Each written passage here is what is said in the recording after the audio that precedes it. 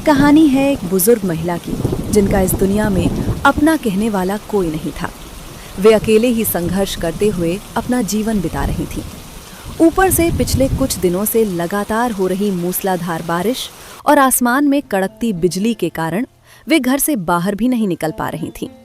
इस अकेली बुजुर्ग महिला का नाम पार्वती था। हे भगवान, ये बारिश आखिर कब रुकेगी?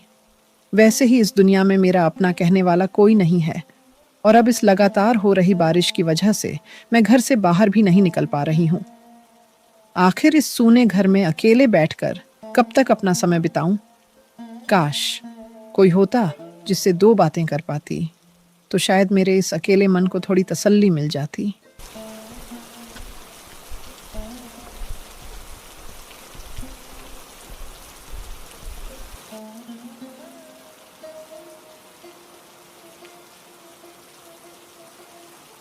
चाची जी नमस्ते। दरअसल हम लोग शहर से कुछ दिन गांव घूमने आए थे। यहाँ आकर पता चला कि कई दिनों से लगातार मूसलाधार बारिश हो रही है। शहर में भी मौसम थोड़ा खराब था, लेकिन वहाँ इतनी तेज बारिश नहीं हो रही थी। अब जब यहाँ आ ही गए हैं तो इस बारिश की वजह से कहीं आ जा भी नहीं सकते। अगर आप हमें कुछ दिनों के लिए अपने घर में थोड़ा सा आश्रय दे दें तो इस मुश्किल समय में हम पर आपकी बहुत बड़ी मेहरबानी होगी। ये बात सुनकर पार्वती को बहुत अच्छा लगा, क्योंकि उनके पास बैठकर दो बातें करने वाला भी कोई नहीं था। लेकिन भगवान ने मानो उनकी पुकार सुन ली थी और इस मूसलाधार बारिश के बीच भी उनके घर मेहमान भेज दिया। अरे बेटे, क्यों नहीं? इस मूसलाधार बारिश में अगर कोई मेरे घर के बरामदे तक आकर सहायता मांगे तो भला मैं उसकी मदद करने से कैसे इनकार कर सकती हूँ? आओ बेटा, अब घर के अंदर चलो।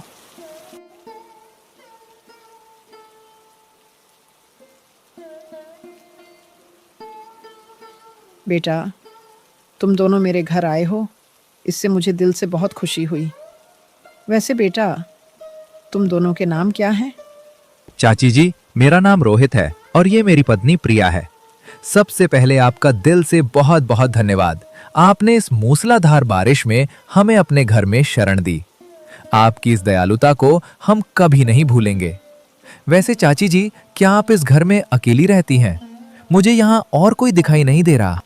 अरे बेटा, अब अपने दुख के बारे में तुमसे क्या ही कहूँ। पता नहीं क्यों, लेकिन तुम दोनों मुझे अपने जैसे लगने लगे हो। मैं तुम्हें सब कुछ आराम से बता दूंगी। अभी मैं तुम दोनों के लिए चाय बना कर लाती हूँ, फिर आराम से बैठकर ढेर सारी बातें करेंगे।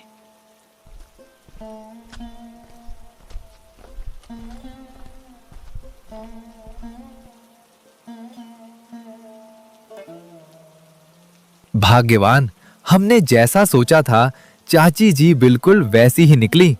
अब जब चाची जी हमें अपनी जिंदगी की सारी पुरानी बातें आराम से बता देंगी, तब हम उनसे कुछ दिनों तक यहाँ रुकने की बात करेंगे। मुझे पूरा विश्वास है कि वे हमें मना नहीं करेंगी। लेकिन हाँ, हम यहाँ किस मकसद से आए हैं, इसकी भनक फिलहाल चाची जी को बिल्कुल भी नहीं लगनी चाहिए। हाँ जी, ठीक है, सब कुछ आपके कहे अनुसार ही होगा। अभी आप बाहर जाकर हमारे ड्राइवर से कह दीजिए कि वो फिलहाल घर लौट जाए। साथ ही उसे ये भी कह दीजिए कि समय समय पर यहाँ आकर हमें वहाँ की सारी खबर देता रहे।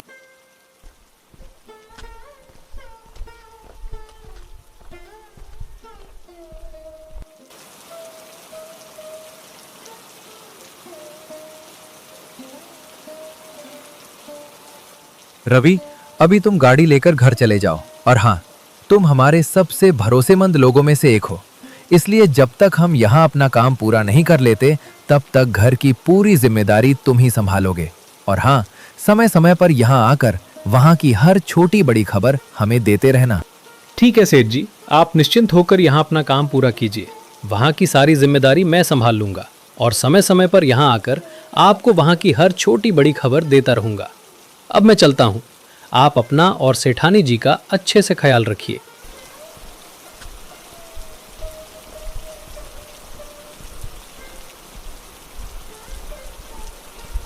भगवान करे हम जिस उम्मीद से यहाँ आए हैं वो पूरी हो जाए। और चाची जी को भी एक नया जीवन मिल सके।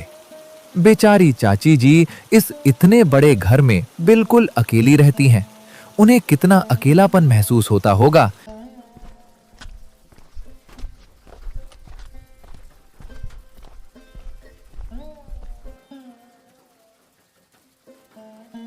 अरे बेटी, रोहित बेटा कहाँ चला गया? देखो, मैं तुम दोनों के लिए गर्मा गर्म चाय बनाकर लाई हूँ। इस बारिश में भीग कर आए हो, थोड़ा चाय पी लोगे तो शरीर को भी आराम मिलेगा और अच्छा महसूस होगा।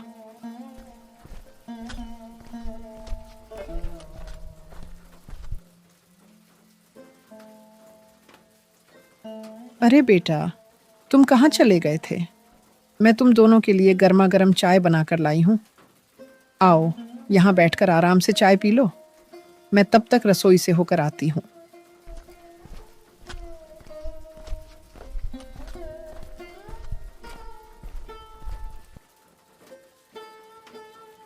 अरे जी, आपने ड्राइवर को सब कुछ अच्छी तरह समझाकर घर के लिए भेज दिया ना? हाँ भाग्यवान, मैंने ड्राइवर को सब कुछ अच्छी तरह समझा दिया है और उसे घर की देखभाल करने के लिए भी कह दिया है। अब हम निश्चिंत होकर यहाँ रह सकते हैं। बस चाची जी से यहाँ रहने की अनुमति लेना बाकी है।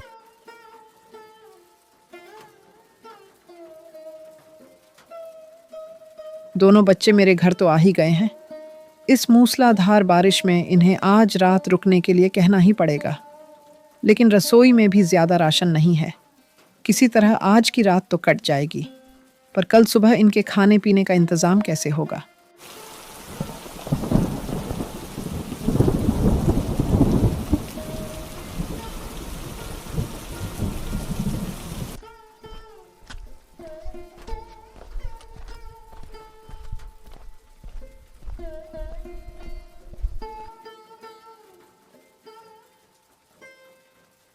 अरे बेटा, मैं कह रहा था कि इतनी तेज बारिश में तुम लोग आखिर जाओगे कहाँ? यहाँ तो तुम्हारी कोई पहचान भी नहीं है। अगर तुम्हें कोई आपत्ति न हो तो तुम दोनों यहीं मेरे साथ रुक जाओ। मुझे भी बहुत अच्छा लगेगा। मैं तो इस बड़े घर में अकेली ही रहती हूँ। तुम दोनों कुछ दिन मेरे साथ रहोगे तो मेरा भी मन लगा रहेगा। अरे चाची जी, हम भी आपसे यही कहने वाले थे कि अगर हम कुछ दिन आपके साथ रुक जाएं तो आपको कोई दिक्कत तो नहीं होगी। लेकिन आपने तो हमारे मन की बात खुद ही कह दी। वैसे भी आपसे मिलकर हमें बहुत अच्छा लगा और आप घर के राशन या दूसरे सामान की बिल्कुल चिंता मत कीजिए। कल सुबह तक मैं आपके लिए राशन का भी इंतजाम कर दूंगा। अभी आप हमारे साथ बैठिए और आपने अपने दुख के बारे में जो बात कही थी वो हमें आराम से बताइए।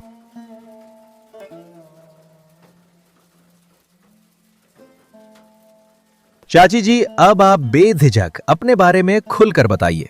आप इस इतने बड़े घर में अकेली क्यों रहती हैं? क्या आपका कोई बेटा या बेटी नहीं है? बेटे, अब तुझे क्या ही बताऊं। मेरा भी तेरे जैसा एक बेटा था। उसका नाम राजू था। उसके पिताजी के गुजर जाने के बाद मैंने बड़े ही संघर्षों और मुश्किलों के बीच उसे पाल पोस कर बड़ा किया। जब वह बड़ा हुआ तो काम की तलाश में शहर चला गया, लेकिन उसके बाद वह कभी वापस घर नहीं लौटा। गांव के बहुत से लोगों ने उसकी खोज खबर लेने की भी कोशिश की, लेकिन किसी को उसके बारे में कोई जानकारी नहीं मिली। आखिरकार सबने यही मान लिया कि मेरा बेटा अब इस दुनिया में नहीं रहा। बस बेटे, उसी दिन से अपने पति और बेटे के बिछड़ने का दर्द दिल में लिए मैं किसी तरह यह जीवन जी रही हूँ। अब न तो मेरा कोई अपना है और न ही कोई हालचाल पूछने वाला कि मैं कैसी हूँ और कैसे अपना गुजारा कर रही हूँ। चाची जी, सचमुच हमारी सोच से भी कहीं ज्यादा दुख भरी जिंदगी जी रही हैं। हमें भी सही समय देखकर अपना प्रस्ताव उनके सामने रख देना चाहिए, ताकि उनकी बची हुई जिंदगी में उन्हें थोड़ा सुकून, अपनापन और खुशियां मिल सकें। अरे बेटे, क्या हुआ? मेरी बातें सुनकर तुम अचानक किस सोच में डूब गए? कोई बात नहीं बेटा, भगवान ने जिसके भाग्य में जो लिखा होता है वही होकर रहता है। शायद मेरी किस्मत में अकेले ही जिंदगी बिताना लिखा था। अब तो मैं बूढ़ी भी हो गई हूँ, पता नहीं इस दुनिया में और कितने दिन जीना है। इसलिए अब भगवान से ज्यादा कोई उम्मीद भी नहीं रखती। बस यही प्रार्थना करती हूँ कि जितने दिन भी इस दुनिया में रहूं, भगवान मुझे स्वस्थ और सलामत रखें। अरे चाची जी, आप क्यों चिंता करती हैं? क्या पता भगवान ने आपकी किस्मत में कोई चमत्कार ही लिख रखा हो। खैर चाची जी, अब इन दुख भरी बातों में उलझकर अपना मन खराब करने की कोई जरूरत नहीं है। आप बताइए, आपको खाने में क्या पसंद है? आज रात आप इनके साथ बैठकर आराम से बातें कीजिएगा। तब तक रसोई में मैं खाना बना लूंगी। इससे आपका मन भी हल्का हो जाएगा। अरे बेटी, भगवान ने तो चमत्कार कर ही दिया तुम दोनों को मेरे घर भेजकर। वैसे भी मैं अकेली ही रहती हूँ और ऊपर से इस मूसलाधार बारिश की वजह से बाहर भी नहीं जा पा रही थी। घर में अकेले बिल्कुल भी मन नहीं लग रहा था। बस यही सोच रही थी कि काश कोई होता जिससे दो बातें कर लेती। तभी भगवान ने तुम दोनों को मेरे घर भेज दिया। सच कहूँ, तुम दोनों के आने से मुझे बहुत अच्छा लगा। चाची जी, आप बिल्कुल चिंता मत कीजिए। अब तो हम कुछ दिन यहीं आपके साथ रुकेंगे।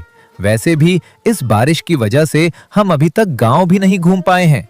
जब बारिश रुक जाएगी तब आप हमें पूरा गांव घुमा दीजिएगा। इससे आपको भी अच्छा लगेगा और हमें भी गांव देखने का मौका मिल जाएगा। देखते ही देखते लगातार बारिश होते होते रात हो गई और अब बारिश की रफ्तार पहले से भी ज्यादा तेज हो चुकी थी।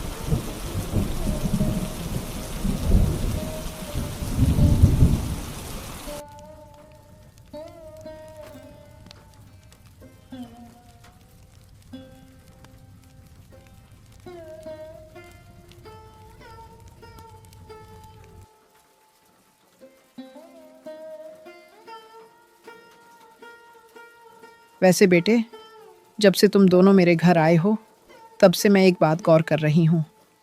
जब भी मैं तुम दोनों से थोड़ा दूर जाती हूँ, तुम दोनों आपस में कुछ ना कुछ बातें करने लगते हो। क्या तुम मुझसे कुछ छिपा रहे हो रोहित बेटा? अगर मैंने अनजाने में कोई ऐसी बात कह दी हो जो तुम्हें बुरी लगी हो तो उसका बुरा मत मानना बेटे।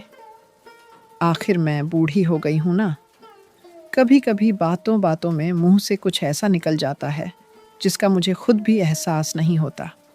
अरे चाची जी, आप बेकार में ये सब सोच रही हैं। भला हमें आपकी किसी बात का क्या बुरा लगेगा? आपने तो ऐसी कोई बात कही ही नहीं जिससे हमें बुरा लगे। और आपको शायद गलतफहमी हुई है। मैं और भाग्यवान तो बस यूं ही आपस में बातें करते रहते हैं। हम आपसे कुछ भी नहीं छिपा रहे हैं चाची जी। आप बिल्कुल भी चिंता मत कीजिए।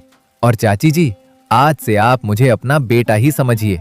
मैं हमेशा आपकी सेवा और साथ देने की पूरी कोशिश करूंगा। लेकिन बेटे, तुम लोग तो बारिश रुकते ही गांव घूमकर अपने घर लौट जाओगे। उसके बाद मैं फिर से इस बड़े घर में बिल्कुल अकेली रह जाऊंगी। तब मेरा हालचाल पूछने वाला भी कोई नहीं होगा। सच कहूं तो अब अकेलेपन से बहुत डर लगने लगा है बेटे। चाची जी, आप बिल्कुल भी चिंता मत कीजिए। भगवान आप पर जरूर कृपा करेंगे। आपने अपनी जिंदगी का अब तक का सफर इतने संघर्ष, धैर्य और मेहनत के साथ तय किया है। हो सकता है कि भगवान ने आपके आगे के सफर को खुशियों और सुकून से भरने का ही फैसला किया हो। इसलिए हिम्मत मत हारिए, सब अच्छा होगा।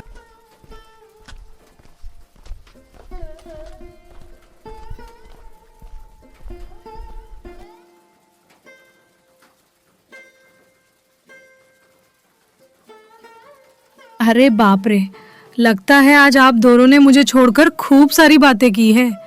चाची जी, आज इनके साथ बातें करके आपको कैसा लगा?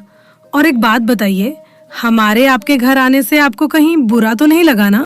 अरे बेटी, ये तुम क्या कह रही हो? मुझे भला बुरा क्यों लगेगा? बल्कि आज तो मुझे ऐसा लग रहा है जैसे मेरे घर में मेरा बेटा और बहू आए हैं।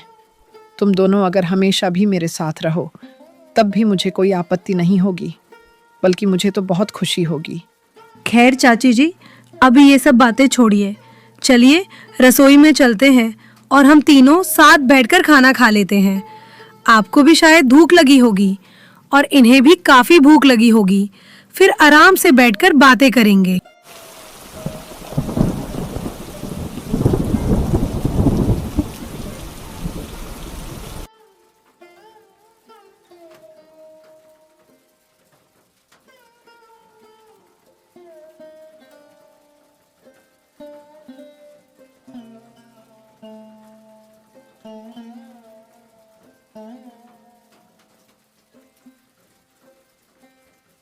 अरे बेटी, तूने तो बहुत स्वादिष्ट खाना बनाया है। मुझे तो अपने ही हाथ का बना खाना खाते खाते अब उसका स्वाद भी अच्छा नहीं लगता। और फिर अब मैं बूढ़ी भी हो गई हूँ, इसलिए खाने में कितना नमक डालना है यह भी कई बार ठीक से याद नहीं रहता। हाँ चाची जी, आपने बिल्कुल सही कहा। खाना सच में बहुत स्वादिष्ट था। चाची जी, भाग्यवान हमेशा इतना स्वादिष्ट खाना ही बनाती है। इसके हाथों में तो जैसे जादू है, तभी इसके हाथ का बना हर खाना इतना लाजवाब होता है। मैं तो इसका खाना खाते खाते ही मोटा हो गया हूँ। मुझे बहुत अच्छा लगा चाची जी कि आपको मेरे हाथ का बनाया हुआ खाना इतना पसंद आया। भगवान का भी अपना ही खेल है चाची जी। इस तेज बारिश से बचाने के लिए शायद ऊपर वाले ने ही हमें आपके पास भेज दिया। आप सचमुच बहुत अच्छी हैं। रोहित बेटा और प्रिया बेटी, मैं तुम दोनों से एक बात कहना चाहती हूँ।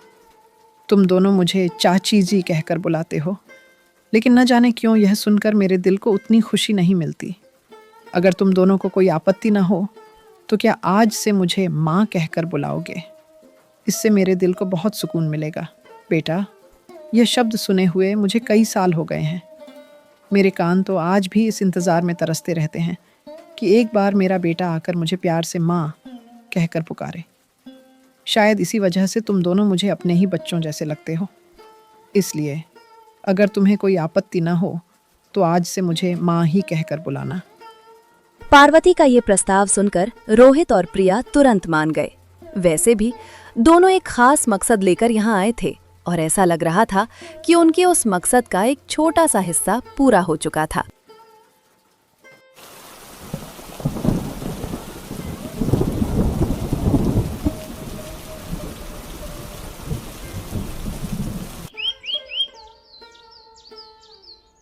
कई दिन हुई बारिश होने के बाद बूढ़ी के घर मेहमान आने के पिछले दिन मौसम अच्छा हो गया और बारिश भी रुक गई।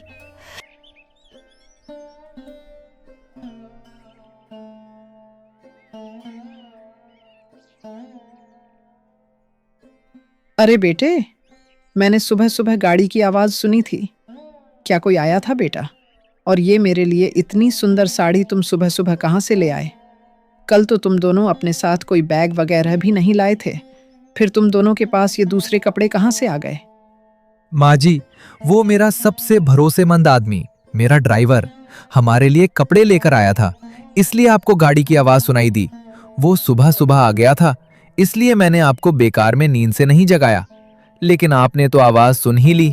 वैसे माँ जी, आज बारिश भी रुक गई है और मौसम भी बहुत अच्छा है, तो आप इन्हें थोड़ा गांव घुमा लाइए। ये गांव देखने के लिए ही यहाँ आए हैं और मैं आप दोनों के लौटने तक घर का सारा काम निपटाकर खाना भी बनाकर रखूंगी। बेटी, आज ऐसा लग रहा है जैसे मेरा परिवार फिर से पूरा हो गया हो। काश यह समय कभी खत्म ना हो और तुम दोनों हमेशा मेरे साथ ही रहो। लेकिन समय को तो कोई रोक नहीं सकता। भगवान जैसा दिन दिखाएंगे वैसा ही हमें स्वीकार करना पड़ेगा। और बेटी, तुम दोनों का मैं दिल से शुक्रिया अदा करती हूँ। तुम दोनों ने मुझे भले ही थोड़े समय के लिए सही, लेकिन इतना सुकून और अपनापन दिया है कि मैं इसे जिंदगी भर नहीं भूलूंगी। अरे माँ जी, आपको शुक्रिया कहने की कोई जरूरत नहीं है। आपने भी तो हमें एक माँ का प्यार दिया है। हमें भी आपके साथ बहुत सुकून और अपनापन मिला है। वैसे माँ जी, यहाँ खड़े खड़े बातें करते करते समय बेकार जा रहा है। इससे अच्छा है कि हम दोनों मिलकर गांव घूमाते हैं, खेतों की ओर भी चलेंगे।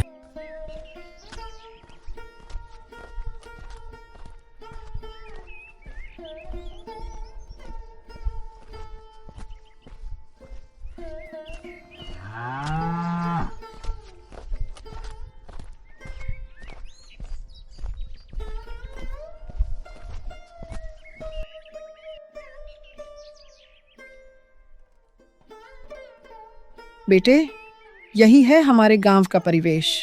यहाँ के लोग अपनी रोजी रोटी के लिए खेतों में मेहनत करते हैं और तरह तरह की फसलें उगाकर अपना पेट पालते हैं। बताओ बेटे, तुम्हें हमारा गांव कैसा लगा? वैसे भी तुम्हारा खेत देखने का बहुत मन था। ये सुंदर नज़ारा देखकर तुम्हें अच्छा तो ज़रूर लगा होगा, है ना?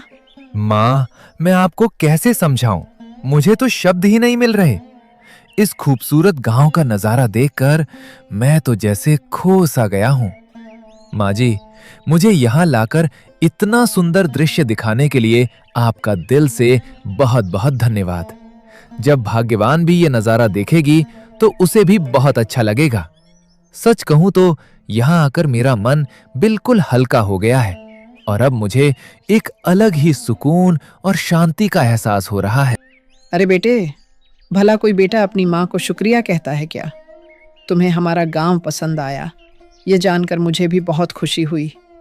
कल मैं बहू को भी गांव की सैर कराने लेकर आऊंगी, उसे भी यहाँ का सुंदर नज़ारा बहुत अच्छा लगेगा। अब चलो, थोड़ा और आगे चलते हैं।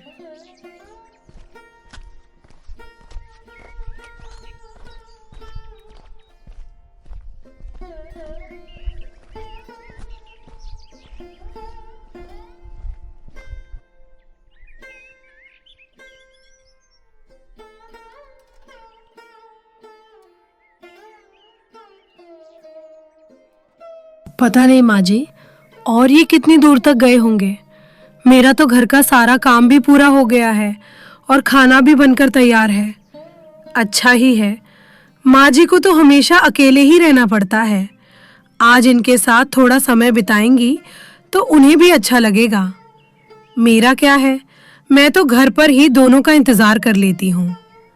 एक काम करती हूँ, जब तक ये दोनों वापस आते हैं तब तक मैं थोड़ा सा बिस्तर पर लेटकर आराम ही कर लेती हूँ। हे भगवान, हम जिस काम से यहाँ आए हैं वो काम जल्द से जल्द पूरा हो जाए, बस आपसे यही प्रार्थना है।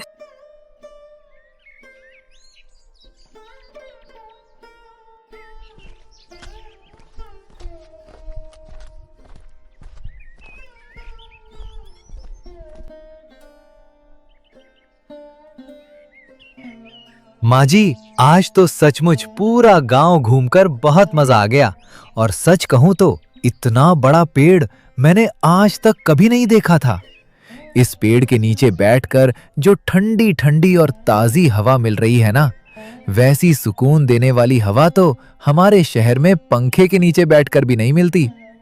यहाँ आकर मन को एक अलग ही शांति और ताजगी महसूस हो रही है। बेटा, ये सब तो ठीक है, तुम तो सिर्फ एक ही दिन में मेरे दिल के इतने अपने बन गए हो कि अब मैं तुमसे अपनी एक ख्वाहिश कहना चाहती हूँ।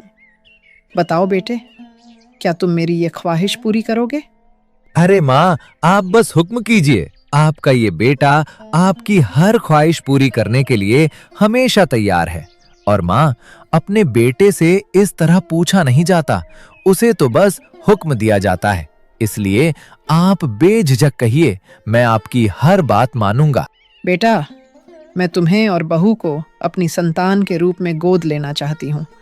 क्या तुम मेरी इस बात के लिए राजी हो जाओगे? पार्वती का ये प्रस्ताव सुनकर रोहित कुछ देर के लिए सोच में पड़ जाता है। अंदर ही अंदर उसे खुशी भी होती है, क्योंकि अब उसे लगने लगता है कि उन दोनों के यहाँ आने का जो मकसद था वो अब पूरी तरह पूरा होने वाला है। माँ, अब मैं आपको एक बहुत ही खास बात बताने वाला हूँ। ये बात सुनकर शायद आपको थोड़ी हैरानी हो, लेकिन हम चाहते हैं कि आपकी जिंदगी के बचे हुए हर दिन खुशियों से भरे हों। हम आपको हमेशा खुश देखना चाहते हैं। कैसी बात बेटा? ऐसी कौन सी बात है जो तुम मुझसे छिपा रहे हो, जिसे सुनकर मैं हैरान रह जाऊंगी? माँ, आपने हमें बताया था कि आपका बेटा काम की तलाश में शहर गया था और फिर कभी वापस नहीं लौटा।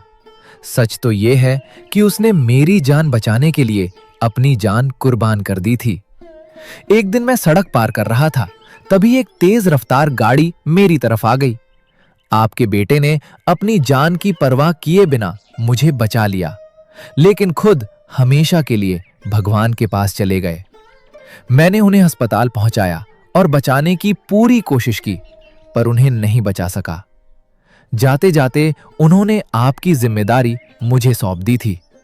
इसलिए आज भले ही थोड़ी देर से मैं आपको अपने साथ ले जाने आया हूं। मुझे लगा था कि अगर मैं सीधे ये बात कहूंगा तो शायद आप नहीं मानेंगी, इसलिए पहले आपका दिल जीतना चाहता था। बेटे, मुझे पूरी बात तो पहले से पता नहीं थी। लेकिन कल रात जब तुम और बहू सोने से पहले आपस में बातें कर रहे थे, तब मैंने अनजाने में तुम दोनों की सारी बातें सुन ली थी। फिर भी मैंने तुमसे कुछ नहीं कहा, क्योंकि मुझे लगा कि सही समय आने पर तुम खुद ही मुझे सब कुछ बता दोगे। और बेटे, भगवान ने जिस इंसान के भाग्य में जो लिखा है वही होकर रहता है। भगवान ने भले ही मेरे बेटे को अपने पास बुला लिया, लेकिन उसकी कमी पूरी करने के लिए उन्होंने मुझे तुम्हारे जैसा एक और बेटा दे दिया। मैं पूरे दिल से तुम्हारा यह प्रस्ताव स्वीकार करती हूँ बेटे। लेकिन माँ, हमारा गांव में रहने का कोई इरादा नहीं है। मेरा ये मतलब बिल्कुल नहीं है कि मुझे गांव पसंद नहीं है। सच तो ये है कि मुझे गांव का शांत वातावरण और यहाँ की प्राकृतिक सुंदरता बहुत अच्छी लगती है। लेकिन माँ, मेरा सारा व्यापार शहर में ही चलता है, इसलिए हम तीनों को शहर में ही रहना होगा। हाँ, आप बिल्कुल भी चिंता मत कीजिए। हम हर हफ्ते एक दिन जरूर गांव आएंगे और अपने इस घर की भी अच्छी तरह देखभाल करेंगे। माँ, क्या आप मेरी इस बात से सहमत हैं? रोहित बेटे, अपनी माँ से ऐसी बातें पूछी नहीं जाती, बल्कि हक से कही जाती हैं। मेरी इस बुढ़ापे में भगवान ने तुझे मेरे पास भेज दिया। इससे बड़ी खुशी भला मेरे लिए और क्या हो सकती है। अब चल बेटा, घर चलते हैं और यह खुशखबरी अपनी बहू को भी दे देते हैं।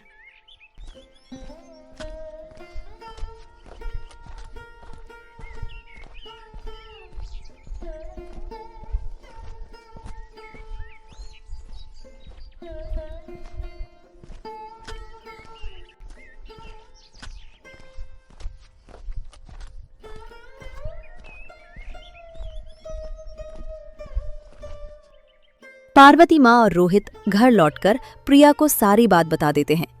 ये खुशखबरी सुनते ही प्रिया के चेहरे पर भी मुस्कान खिल उठती है। अब तीनों के चेहरों पर खुशी साफ झलक रही है। इसी खुशी के माहौल में प्रिया मुस्कुराते हुए कहती है, माँ जी, आखिरकार हमने आपका दिल जीत ही लिया। हम जिस मकसद से यहाँ आए थे, आज वो पूरा हो गया।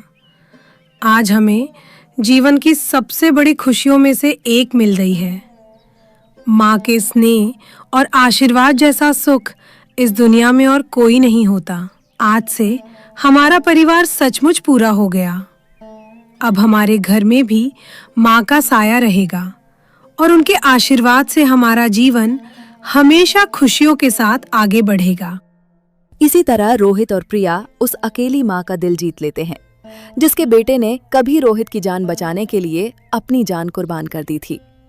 आज रोहित उसी माँ को अपने साथ ले जाने आया था, ताकि उन्हें फिर कभी अकेलापन महसूस ना हो।